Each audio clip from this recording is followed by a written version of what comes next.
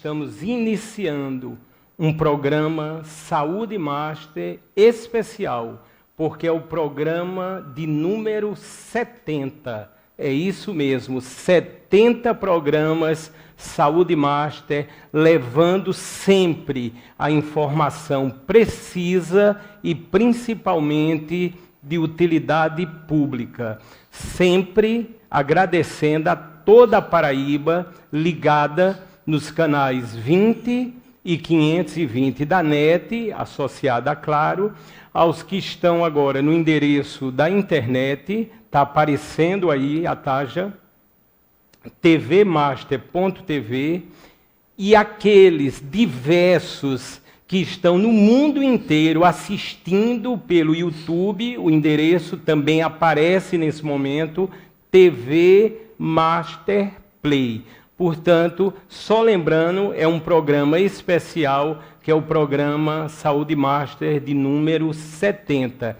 E eu terei hoje 2 convidados muito especiais. São 2 médicos, estão vindo especialmente do Recife, mais precisamente do hospital, o Real Hospital Português.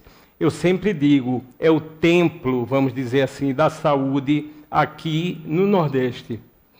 E eu já tenho ao meu lado aqui o nosso primeiro entrevistado, que é o doutor Clóvis Fraga, que é urologista. Doutor Clóvis, seja muito bem-vindo pela primeira vez no programa Saúde Master, edição de número 70.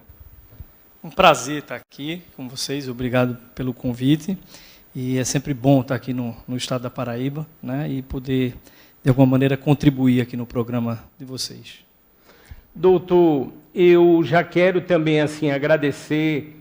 Vocês lá têm uma assessoria de imprensa realmente assim muito eficiente. Eu faço questão de falar o nome da Lidiane Dias, ela faz parte da assessoria de imprensa do Real Hospital Português e foi muito gentil durante toda a semana na troca de diversas informações.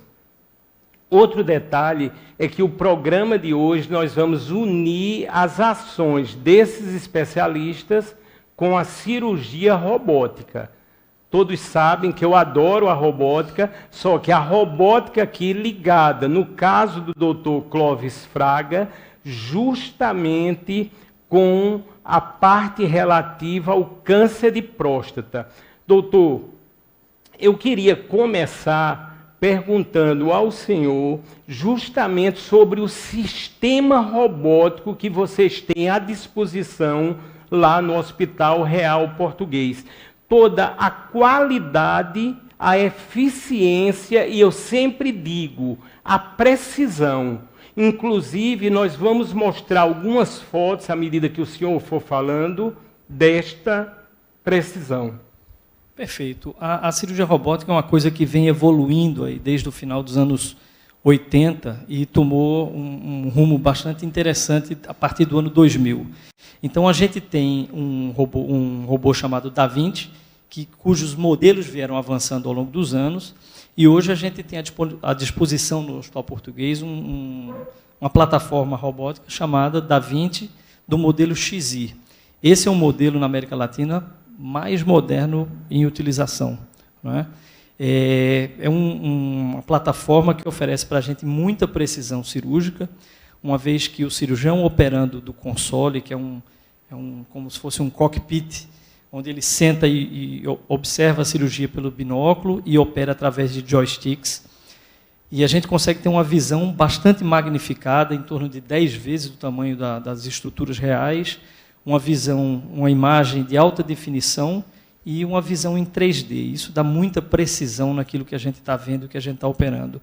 Sem dizer do instrumental. Então, quando a gente opera o joystick, e quem opera é o cirurgião, vale ressaltar isso, o robô ele não tem nenhuma autonomia durante a cirurgia. Então, a gente operando com o joystick, os braços robóticos, as pinças robóticas, vão reproduzir exatamente o movimento que a gente faz através de pinças pequenas, delicadas e articuladas com filtro de tremor. Então, tanta tecnologia só favorece a gente operar com mais qualidade do que pelas outras abordagens. Doutor Clóvis Fraga, quando o senhor estava falando, nós mostramos foto do robô, o Da Vinci, pegando algumas sementes de pitaia, para mostrar a precisão. O que é que dá tranquilamente para entender que essa precisão ela se reverte ao ato cirúrgico. E, a partir daí, o ganho integral para o paciente deve ser uma coisa fantástica. Não é isso, doutor? Exato, não tenha dúvida. Esses videozinhos, tem um vídeo também de operando uma pele de uva, para mostrar a delicadeza dos movimentos. E quando a gente está fazendo a cirurgia, existem estruturas que são extremamente delicadas e que a precisão dos movimentos faz com que a gente consiga ter dissecção melhor, suturas mais bem realizadas, e com isso o resultado cirúrgico e a diminuição de sequelas é o que se apresenta para a gente. Entendi. O objetivo da cirurgia robótica é exatamente isso, operar mantendo o padrão de cura, que é quando a gente aplica para cirurgias relacionadas ao câncer. Então, o objetivo é manter o tratamento oncológico e tentar reduzir as sequelas e os eventos adversos que podem acontecer numa cirurgia. Lógico, doutor, que quando a gente fala em cirurgia robótica, as pessoas já ligam também ao custo. A gente sabe que está havendo toda uma evolução. O senhor, inclusive, falou que a nível do sistema foi quebrada agora, creio que, a patente, e podemos ter, creio, se Deus quiser, dias melhores a nível dos que venham a procurar pelo procedimento robótico. É isso mesmo, doutor? Como eu falei no começo, a robótica ela é um processo em evolução. Então, nesses primeiros 20 anos, a gente teve exclusivamente o robô Da Vinci, né, de uma empresa chamada Intuitive, dominando o mercado da cirurgia robótica no mundo inteiro. Com a quebra da patente, que aconteceu agora, mais de 60 empresas no mundo trabalham em cima da tecnologia robótica para uso em cirurgia, para uso na medicina. E já tem robô saindo em utilização na Europa. Então, a expectativa é que, nos próximos anos, a gente não tem como precisar, mas seguramente nos próximos 5 anos, a gente vai se deparar com mais de um tipo de robô sendo utilizado nos hospitais. Doutor, na parte da urologia, a gente pensa logo, apesar dos programas de proteção e tudo, no câncer de próstata. Sabemos hoje da eficiência da utilização do robô nesse tipo de cirurgia. Qual é o momento que estamos a título da cirurgia, dessa eficiência para o câncer de próstata? Eu costumo dizer que a cirurgia prostática, a primeira coisa que ela tem que se levar em consideração é quem está operando, é o cirurgião. Porque tanto na cirurgia aberta, quanto na laparoscópica, quanto na cirurgia robótica, a figura central é o cirurgião. Então, ele tem que estar sendo operado por alguém que entenda daquilo que ele está sendo feito. Não é? E a cirurgia e a utilização da tecnologia, ela vem com o objetivo de dar mais qualidade ao cirurgião, que já opera, não é? Para tentar minimizar os efeitos deletérios. Quando a gente fala em cirurgia de próstata, para câncer de próstata, que é vamos colocar assim, o termo é o carro-chefe da cirurgia robótica no mundo inteiro, talvez a cirurgia mais realizada no mundo com a utilização da robótica, onde, por exemplo, nos Estados Unidos, 90% das prostatectomias radicais, que é a cirurgia para câncer de próstata, hoje são feitas com robô. Então, a gente está num nível em que, aqui no Brasil, vem crescendo o número de plataformas. A gente ainda não tem a maioria das cirurgias realizadas por robô, porque nem todos os centros disponibilizam de robô, mas o nível de cirurgia robótica que se faz hoje no Brasil é um nível elevadíssimo. E quando a gente fala em próstata, a gente tem 3 preocupações básicas. E é a cura do câncer, a primeira coisa, é o resultado oncológico, e a diminuição de sequelas, principalmente no que diz respeito à incontinência urinária, ou seja, a tentar preservar a capacidade de controle urinário, e da potência sexual, ou seja, tentar evitar lesões que possam levar o paciente a ter algum grau de disfunção erétil. Doutor Clóvis Fraga, É lógico que a expectativa de vida ela tem aumentado, né? E quando a gente fala, o senhor tocou agora nesse aspecto, no câncer de próstata, ele sendo realizada a cirurgia utilizando o sistema robótico, tem no caso, quando ligamos com a parte relativa à vida sexual ativa, há uma tendência que isso siga uma normalidade mesmo com a cirurgia. O índice no Brasil, como é que está? Como é que o senhor vê esse aspecto tão importante na condução natural após uma cirurgia desse tipo? A sexualidade é algo super importante, né? Então existe ainda uma preocupação natural do homem que vai submeter à cirurgia prostática, porque no passado se dizia, né, o homem operou de próstata, não consegue mais ter relação sexual. Isso não é uma verdade. A gente tem que levar em consideração alguns fatores que são fundamentais para isso. O fator idade, a presença ou não de diabetes ou de doenças que possam levar à disfunção erétil, né?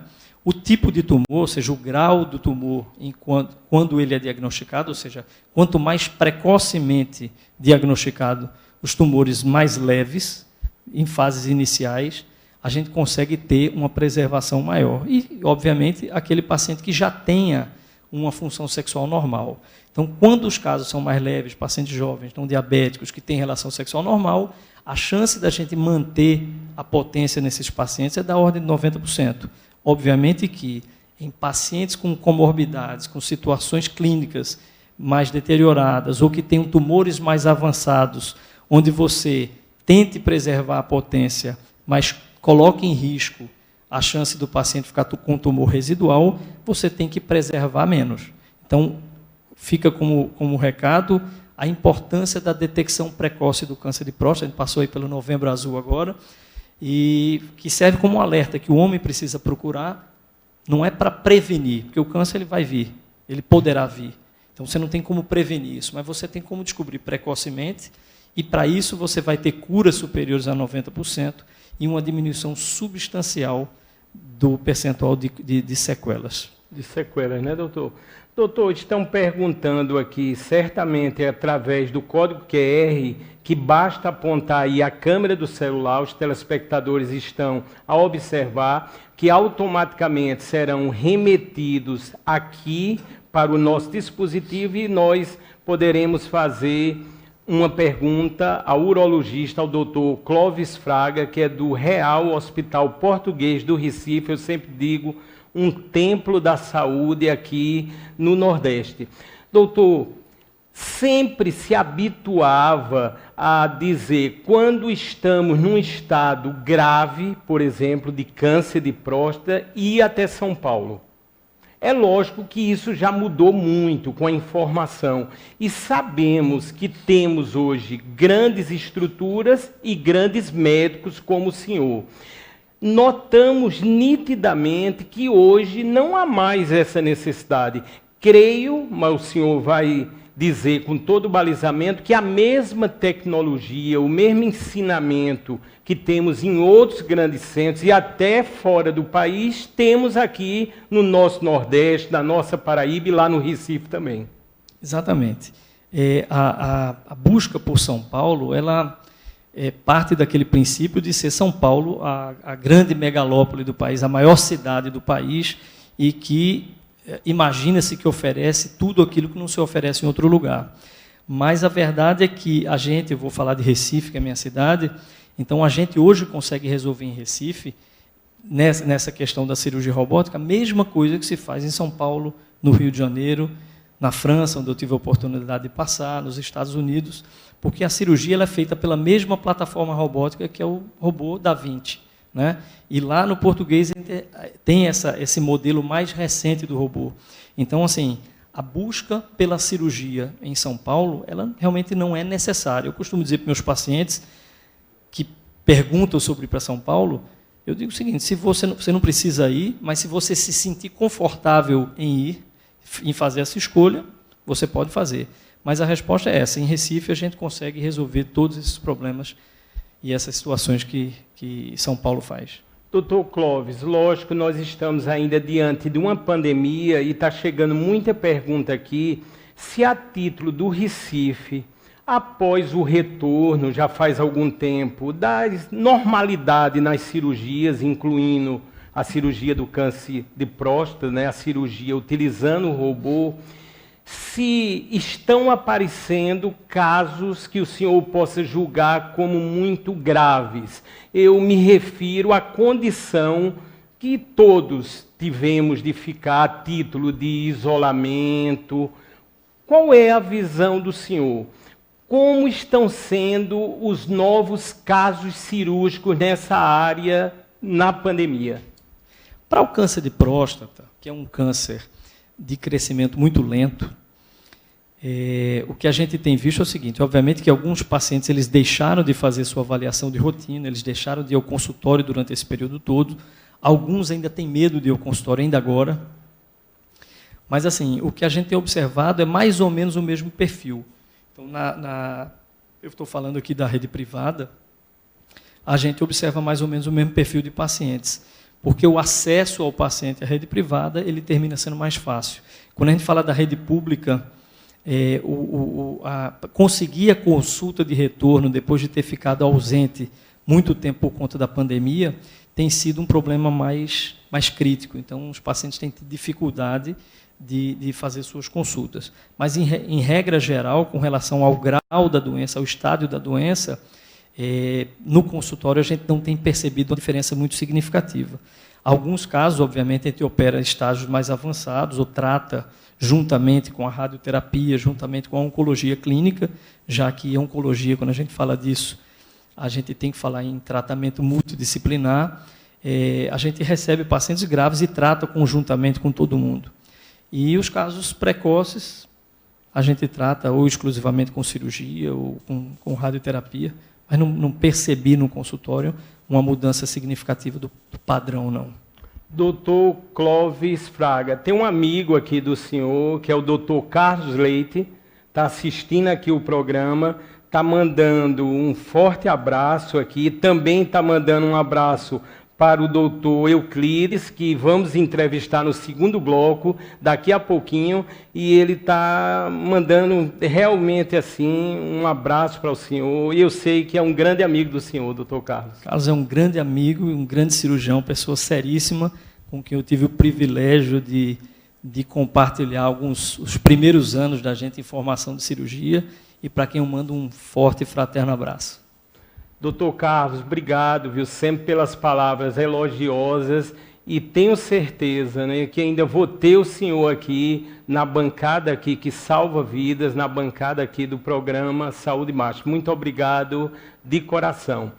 Doutor Clóvis, sempre se pensa também nos planos de saúde, ou seja, pessoas que querem se submeter a uma cirurgia, mas com o uso do sistema robótico. A gente sabe que muitas vezes a robótica ainda não está no rol, vamos dizer assim, das cirurgias que os planos de saúde venham a cobrir. Qual é a visão do senhor para o futuro neste aspecto? A expectativa é que esse tipo de procedimento ele vai entrar no rol da ANS, da Agência Nacional de Saúde. Isso aconteceu com vários outros procedimentos, como no passado a laparoscopia, que não se autorizava, e hoje é coberto integralmente pelos convênios e pelas operadoras. Com a cirurgia robótica, normalmente as operadoras eles cobrem a parte da laparoscopia e existe um pagamento de um complemento para isso, já que eles não aceitam fazer o pagamento pleno da cirurgia, né? Mas a minha visão é que em breve, a partir do momento que entre no rol da ANS, a gente consiga ver os planos de saúde e as operadoras autorizando e cobrindo o tratamento de maneira integral.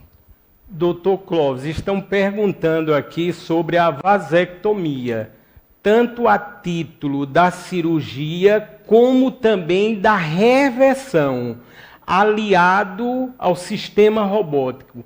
Como é que o senhor está vendo? Qual a situação para esse tipo de cirurgia, uma vez usando o robô como o Da Vinci? O robô ele tem muitas aplicabilidades, muitas aplicações na urologia de maneira geral, para cirurgia de rim, de glândulas adrenais, para cirurgia do trato urinário, como dos ureteres, da bexiga, da próstata. Não é? Então, tem uma série de situações em que você consegue empregar muito bem a cirurgia laparoscópica. Algumas outras não precisam do robô. Então, por exemplo, a vasectomia ela é uma cirurgia consagrada, feita de forma aberta, através de pequenas incisões na bolsa escrotal. Então, não se faz usualmente vasectomia com robô. Com relação à reversão de vasectomia, existem alguns centros experimentando o uso do robô, uma vez que as pinças são muito delicadas, não tem tremor nas pinças robóticas e tem aquela magnificação da imagem que a gente falou ainda há pouco. Então, isso poderia favorecer, mas não é regra. A reversão de vasectomia, ela habitualmente é feita com a utilização de microscópios. São microcirurgias realizadas pelos cirurgiões com instrumental de microcirurgia e sob utilização de microscópios, não do robô como rotina. Doutor, as pessoas sempre, quando falam do ato cirúrgico e se fala do robô, é normal, é do ser humano, muitas vezes tem medo. As pessoas estão falando muito aqui da incisão. Creio que a partir dos braços robóticos, como é que ocorre? Qual seria a dimensão dessa incisão? Eu sei, na minha pesquisa, que é mínima, mas como é que ocorre? Qual a evolução neste sentido? Para se ter uma ideia, a cirurgia, quando ela é feita por via aberta, habitualmente se faz uma incisão, se faz um corte que vai do umbigo até o púbis. Ou então uma incisão que a gente chama de funny-steel, que é a incisão tipo de cesariana. Não é? Quando a gente faz a cirurgia robótica, a gente utiliza pequenas incisões. São 4 incisões para o robô, de 8 milímetros, ou seja, menor do que 1 centímetro, e mais 2 incisões para o auxiliar, uma de 1,1 centímetro e outra de 5 milímetros, ou seja, de meio centímetro. Então, são 6 pequenas incisões no abdômen, e através dos quais a gente coloca um equipamento que a gente chama de trocáter, que é uma cânula, um tubo, por onde vão passar as pinças robóticas. E através daí é que a gente consegue realizar todas as cirurgias. Doutor Clóvis, nos Estados Unidos, a cirurgia robótica ligada com o câncer de próstata ela é feita num índice realmente grandioso. Fala-se em 90%. E no Brasil, doutor? No Brasil eu não tenho esse número para te dar, de verdade eu não tenho. Nos Estados Unidos, são 90% das prostatectomias elas são realizadas por via robótica. Por quê? Lá, naquele país, mais de 3.000 plataformas são utilizadas. Mais de 3.000. 3.000, doutor? Só nos Estados Unidos tem mais de 3.000 plataformas. Incrível. No mundo inteiro tem em torno de 5.000, 3.000 das quais estão nos Estados Unidos. No Brasil, a gente tem entre 70 e 80 plataformas, em torno de 75, 76 plataformas distribuídas nas 5 regiões brasileiras.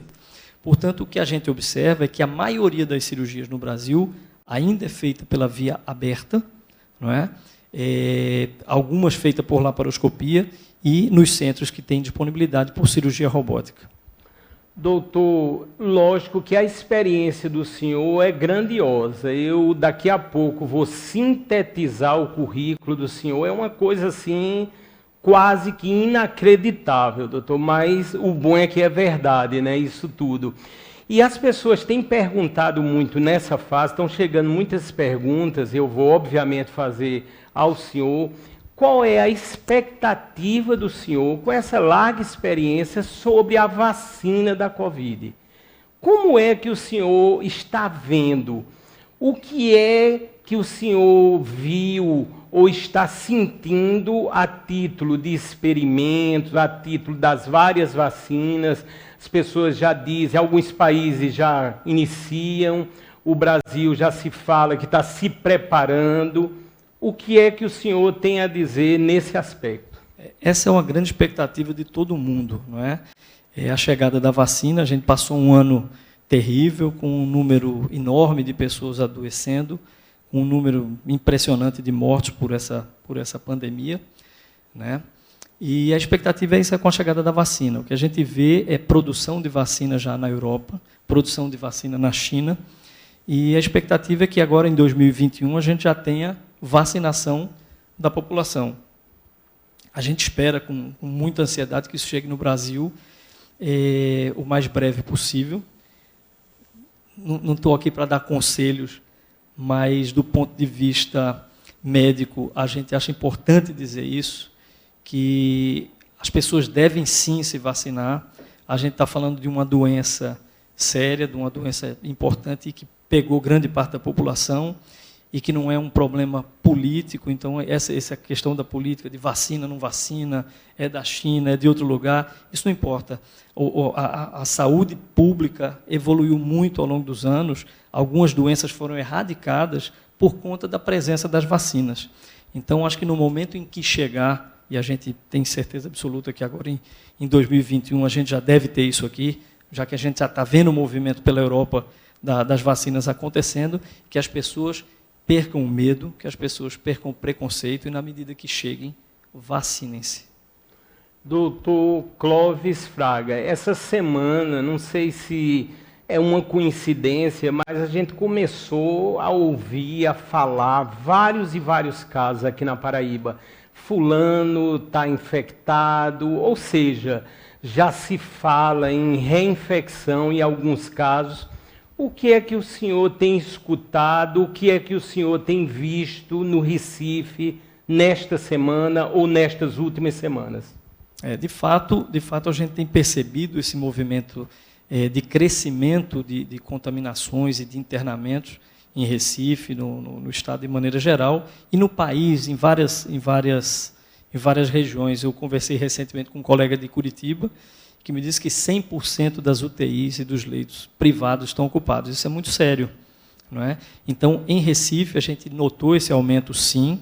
No hospital que a gente trabalha, por ser um hospital muito grande, o hospital tem cerca de 800 leitos, então a gente tem mantido a rotina de cirurgias, de tratamento eletivo, porque o hospital não está lotado. Então, o hospital tem condição de receber pacientes e manter o seu fluxo normal dentro da segurança, né, para a questão do Covid.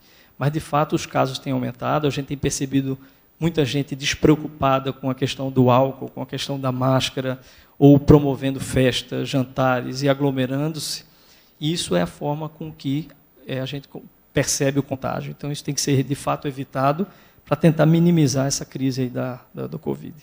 Doutor Clóvis Fraga, nós sabemos que para chegar a título de uma cirurgia, como por exemplo o câncer de próstata, e para se fazer com auxílio do sistema robótico, isso exige, com certeza, é lógico, um grande treinamento. E o senhor passou por vários países, por vários treinamentos. Como está a evolução? A gente pensa muito nas câmeras dos sistemas robóticos, nos grampeadores e por aí vai. Está havendo essa evolução também naquele robô que está auxiliando a cirurgia do senhor? E aí, doutor? Sim, as plataformas, conforme elas vão mudando e vão evoluindo, elas vão agregando tecnologias dentro da própria plataforma. Então, essa utilização que você falou de grampeadores, de seladores de vasos, de pinças diversas para a utilização, de maneira de você perceber através de um, vamos colocar assim, de um corante verde, que chama indocianina verde, que você aplica no paciente. Ele tem uma tecnologia que modifica a coloração no campo operatório para você perceber, por exemplo, achar um tumor. Uso de ultrassonografia durante o ato cirúrgico. Então, pacientes que você não consegue, por exemplo, em cirurgia renal, você não consegue ver o tumor, pelo robô, você consegue colocar dentro da barriga do paciente um ultrassom, identificar o tumor e fazer cirurgias menos agressivas, com preservação do órgão e tudo. Então, a evolução tecnológica nessas plataformas, elas estão sempre acontecendo. Vem outras coisas, vem novidades aí pela frente, a gente sabe que vem, porque isso exatamente é uma evolução. E na medida que chegue a concorrência, as empresas concorrentes dessa empresa que a gente utiliza hoje, cada uma vai querer trazer um avanço, uma tecnologia, e o ganho, em regra geral, o ganho vai ser para o paciente e vai ser para os cirurgiões. Doutor Clóvis Fraga, estão perguntando aqui A pergunta é o seguinte: se todos os pacientes cirúrgicos, lógico, aqui a título do hospital, né, português, Hospital Real, se todos eles devem ser testados com PCR e se isso tem ocorrido no hospital? 100% das vezes. A gente tem um fluxo que Euclides vai falar melhor para você disso no próximo bloco, mas é um fluxo chamado fluxo azul, que é um fluxo voltado para a segurança do paciente e da equipe hospitalar. Então, com relação à cirurgia, 100% dos pacientes eles estão sendo testados. Então, o paciente que vai submeter uma cirurgia, por exemplo, com anestesia geral, que é o caso da robótica, ele tem que fazer o RT-PCR, 48 horas antes da cirurgia, e a gente sugere a realização de tomografia de tórax para perceber se existe ou não alguma alteração no pulmão que possa sugerir o diagnóstico de COVID e que possa ou não inviabilizar a cirurgia. Então, todo paciente ele é testado antes da cirurgia. Vocês estão ao vivo no programa de número 70, Saúde Master, e justamente estamos entrevistando aqui direto do Recife, do Real Hospital Português, o urologista, o doutor Clóvis Fraga. Doutor, o currículo do senhor é uma coisa realmente maravilhosa. Eu vou citar alguns tópicos, doutor, mas eu já vou dizer aqui uma coisa bem sinceramente para o senhor.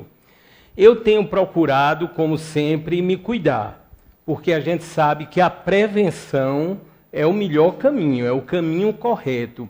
Mas, doutor, se eu tiver de fazer alguma cirurgia, como, por exemplo, na próstata, eu vou até o senhor sorrindo, viu, doutor? Porque um currículo desse é maravilhoso. Eu queria, assim, dar os parabéns para o senhor. E o senhor é bastante novo, obviamente, e já com um currículo impressionante, realmente. Falando um pouquinho, antes de eu citar alguns tópicos do currículo do senhor, a prevenção, doutor, é o melhor caminho, obviamente, né? Não tem dúvida.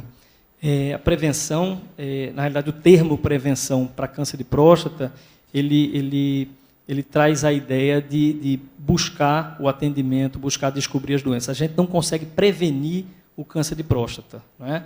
Tem alguns fatores que não tem como você prevenir, mas a detecção precoce, ou seja, descobrir enquanto é cedo, né? Principalmente pacientes que têm um histórico familiar, isso é importante, ou seja, quem tem um parente em primeiro grau com câncer de próstata tem o dobro de chance de desenvolver o câncer.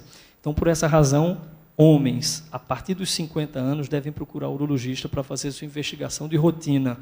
E aqueles que têm um histórico familiar, pacientes negros, a literatura mostra que tem maior incidência em pacientes negros, a partir dos 45 anos, através do PSA, do toque retal.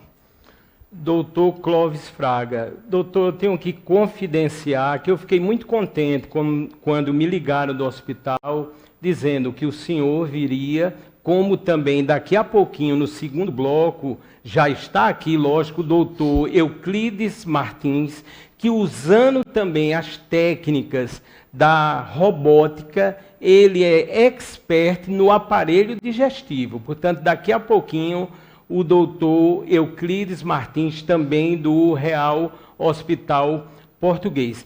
Aí, doutor, como eu estava dizendo, eu fiquei muito feliz porque é impressionante. Eu vou citar alguns tópicos para que todos possam saber a magnitude do médico que está aqui a meu lado, realmente.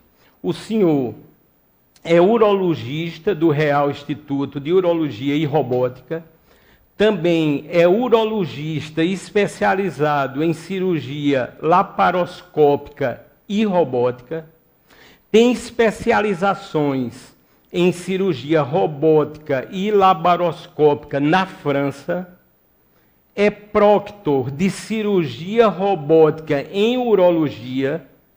O senhor também é mestre em ciências da saúde. Estou indo bem, doutor? É por aí mesmo? Tem muito mais ainda. O senhor é professor de laparoscopia urológica no IRCAD da América Latina e no IRCAD da França. Também é membro titular da Sociedade Brasileira de Urologia. é membro do Departamento de Cirurgia Robótica da Sociedade Brasileira de Urologia, é membro da Sociedade Brasileira de Cirurgia Robótica, é membro da Confederação Americana de Urologia, é membro da Associação Europeia de Urologia. Doutor, parabéns, doutor. Parabéns, primeiramente, a Deus pelo senhor existir, por ter dado ao senhor todo esse conhecimento que ajuda a salvar vidas. Muito obrigado, doutor. Eu que agradeço, muito obrigado pela participação, por suas palavras. Eu acho que na medicina, quando você procura se dedicar, você realmente tem que procurar ir a fundo, porque o objetivo maior é você tratar alguém. Então, alguém está depositando confiança da sua saúde na sua mão. Então, você tem que estar bem preparado para poder tratar alguém. E, acima disso, muitas vezes o currículo é algo importante, porque você está treinando e está fazendo, e buscando para fazer o melhor, para oferecer o melhor, mas o mais importante é que você tenha uma relação de confiança, com uma relação de ética e respeito com o seu paciente. Doutor, a gente sempre termina o primeiro bloco aqui, lógico, com palavras de esperança, de vida. Sabemos que estamos, vivenciando já há muitos meses, 10 meses, um momento muito difícil, para o Brasil, pode-se dizer até para a humanidade. E eu queria justamente nesse encerramento que o senhor pudesse dizer, com a sua larga experiência, qual é a visão de futuro, qual é a esperança que o senhor está vendo, ou seja, vamos com certeza passar por tudo isso, teremos brevemente tempos melhores, qual é a visão e a mensagem do senhor nesses finalmente ligados ainda com o primeiro bloco, doutor? Bom, que a gente passou um ano muito, muito pesado, isso aí está claro para todo mundo, mas que, como em tudo na vida, você tem que buscar tirar coisas positivas das maiores crises, Então, quantas pessoas que adoeceram, que perderam seus parentes, ou perderam seus amigos, mas que puderam observar no momento em que estavam com sua família ou passando por aquele momento pesado, de buscar ter uma compreensão melhor da vida, das relações humanas, e deixar um pouco de lado coisas que são supérfluas, dar foco àquilo que realmente é importante para a vida, para a saúde mental e para a qualidade de vida da gente. Doutor, assim, muito obrigado, realmente, espero que o senhor tenha um retorno assim, com muita saúde, com muita paz até o Recife. Quero agradecer em nome da TV Master, lógico, em nome do nosso presidente aqui, o Alex Filho, aqui o presidente aqui de todo o sistema Master de comunicação, e realmente assim foi extraordinário ter o senhor. Eu passei algumas noites realmente sem dormir, mas era pesquisando e realmente ansioso, eu sou muito ansioso com a chegada dos senhores. Daqui a pouco teremos o doutor Euclides Martins, que é outra referência nacional, mundial, ou seja, nas cirurgias. E a gente fica muito contente em ter o senhor aqui no programa Saúde Master número 70. Doutor, estão perguntando muito aqui, a nível de clínica, se o senhor achar por bem divulgar endereço ou rede social. Tem várias pessoas perguntando como é que eu falo com o doutor, como é que eu encontro o doutor, e o senhor pode ficar à vontade. A gente tem o nosso instituto, lá dentro do Hospital Português, é o Real Instituto de Urologia e Robótica, que é o RINUR, R-I-N-U-R, que aí está no Instagram, está na rede social, e aí se consegue encontrar os contatos. Muito obrigado, doutor Clóvis Fraga, e sempre lembrando, o nosso programa Saúde Master tem um oferecimento do laboratório Maurílio de Almeida. E quando a gente pensa em laboratório Maurílio de Almeida, a gente já pensa em precisão. É como hoje falamos do robô, a precisão absoluta nos exames. Vocês estão a ver agora justamente imagens do que será, daqui a algumas semanas, o aplicativo do laboratório Maurílio de Almeida. É lógico, o Maurílio de Almeida está em todas as plataformas, com quase 50 unidades na Paraíba e vai completar agora, esse mês, 70 anos de existência. Portanto, quando a gente pensa em exames na Paraíba, pensamos sempre mesmo no laboratório Maurílio de Almeida. Vocês estão vendo aí nas imagens o atendimento que é feito hoje, né, maciçamente em domicílio, e logicamente toda uma equipe balizada, treinada, vai até o local, pode ser também na empresa, fazer as respectivas coletas. E aí você terá toda a precisão. E não podemos deixar de falar, está aparecendo aí os exames da Covid. Esse é o exame que a gente chama o padrão ouro, né? Um exame mais preciso, o RT, o PCR, que só no laboratório Maurílio de Almeida você tem o resultado com até 48 horas. Nós temos também o outro exame para a Covid, é o sorológico. Esse, o resultado sai no mesmo dia, mas com aquela precisão de um laboratório que tem um compromisso com a Paraíba, que tem treinamento, tem balizamento, tem solidez, que é o laboratório Maurílio de Almeida.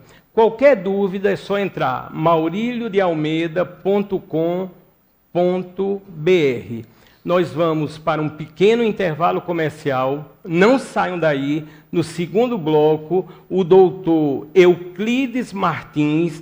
Vamos continuar falando no âmbito da robótica, mas agora nas cirurgias do aparelho digestivo. É daqui a instantes no programa Saúde Master e ao vivo.